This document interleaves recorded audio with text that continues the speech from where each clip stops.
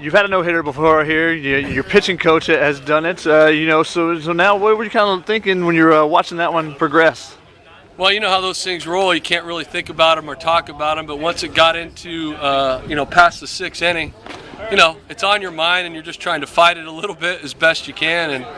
And he went out there and did it. It was unbelievable. What did you think of him overall today? I mean, obviously he was great, throwing a perfect game. But what was kind of working for him? What did you see from him out there on the mound? He had everything going. He was throwing his fastball to both sides of the plate. He had command of his slider. He could put it.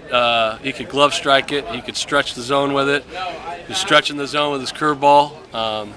He had command of everything today. And he's good. He had a really good week last week up in San Francisco. And he's been getting better every week. He had a little bit of a rough one at Cal Poly, and we had a discussion about some of his stuff. He was getting ahead of hitters, but he wasn't finishing, so we had to work on some finishing pitches with him, and to his credit, he did the work. Exercised it last week in San Francisco, and today, I don't even know what to say about today. I've never seen anything like it. So. It was a back and forth game. Both pitchers just going out there and kind of mowing down. Hayden Rogers on the other side throws, I think, 89 pitches in a complete game. What was the key for you guys to kind of scratch across a run early, and then add an extra run there in the eighth? You know what? I thought it was a good game. I thought we barreled up some balls right at people.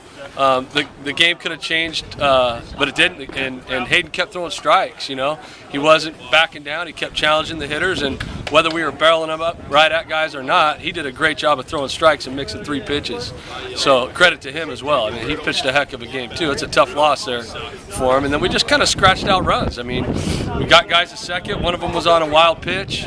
And then we ended up getting a bleeder in there for an RBI, and I think it was a couple bleeders for RBIs that we got.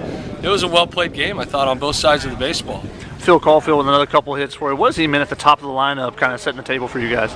He's been unbelievable for us. He literally has had 2 bad games all year, and I wouldn't even call him bad. It's just because he didn't get hits.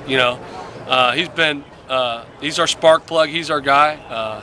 He knows it. Our team knows it. When he gets on base, we seem to have success, and he's been outstanding. He made some adjustments from last year offensively this year. He's freed up to hit the ball to all fields now, and it's really helped him out. What's been the key for you guys? I believe this is your 5th series win.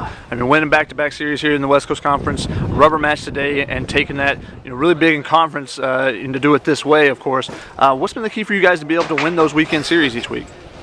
I think it's just we've done a good job on the weekend of throwing strikes, right? So we're not walking a lot of guys on the weekend. So we're letting our defense play, and our defense is playing solid behind our pitching.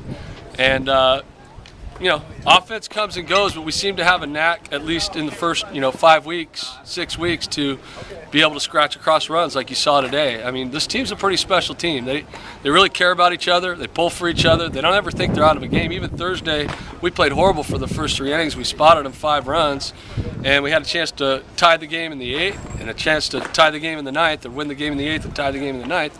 And it's a credit to them after coming out slow. That's just how they are. They're a pretty resilient group. So I would say it's pretty much those guys. It's the players. It's not the coaches.